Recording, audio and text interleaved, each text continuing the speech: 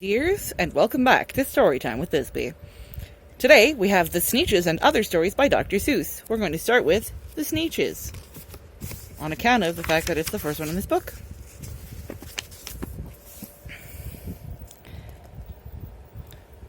Now the Starbelly Sneetches had bellies with stars. The plain belly Sneetches had none upon theirs. Those stars weren't so big, they were really so small, you might think such a thing wouldn't matter at all.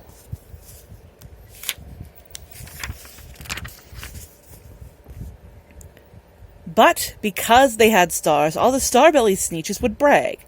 We're the best kind of Sneetch on the beaches. With their snoots in the air, they would sniff and they'd snort. We'll have nothing to do with the plain belly sort. And whenever they met some, when they were out walking, they'd saunter straight past them without even talking. When the Starbelly children went out to play ball, could a plain belly get in the game? Not at all. You could play if your bellies had stars, but the plain belly children had none upon theirs.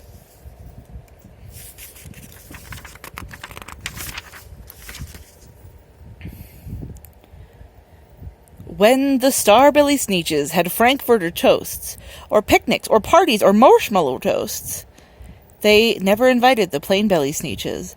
They left them out cold in the dark at the beaches. They kept them away, never let them come near, and that's how they treated them year after year.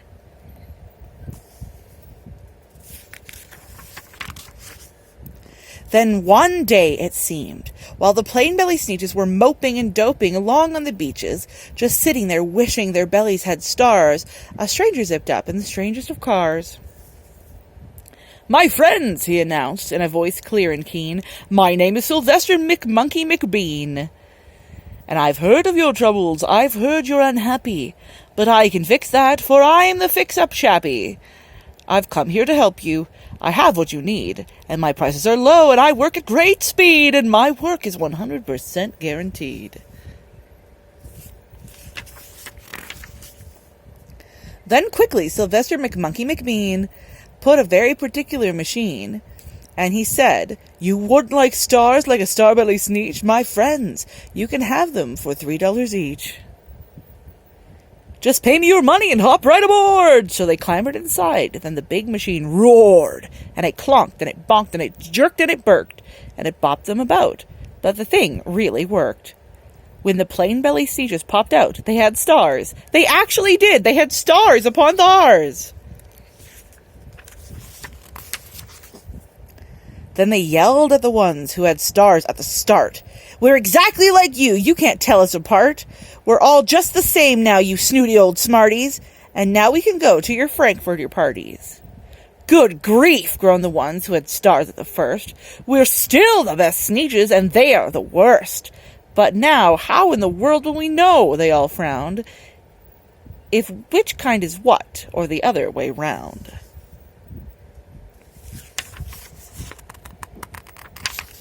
Then up came McBean, and a very sly wink. He said, "Things are not quite as bad as you think. So you don't know who's who. That is perfectly true. But come with me, friends. Do you know what I'll do? I'll make you again the best Sneetches on beaches. And all it will cost you is $10 eaches." "Belly stars are no longer in style," said McBean. "What you need is a trip down Star-Off Machine Aisle. This wondrous contraption will take off your stars, so you won't look like Sneetches who have them on theirs." And that handy machine, working very precisely, removed all the stars from their tummies quite nicely.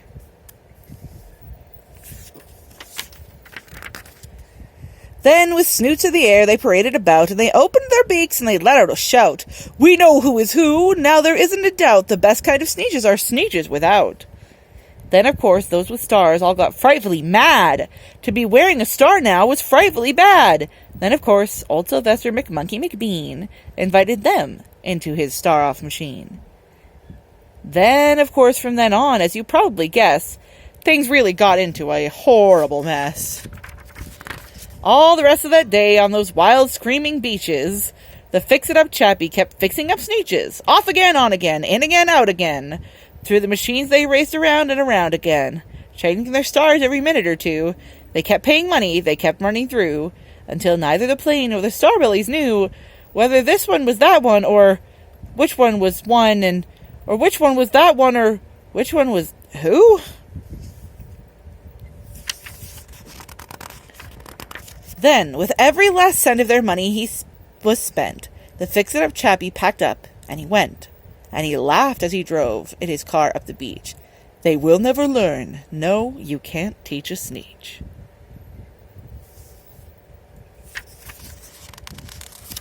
But Mr. McBean was quite wrong, I'm quite happy to say.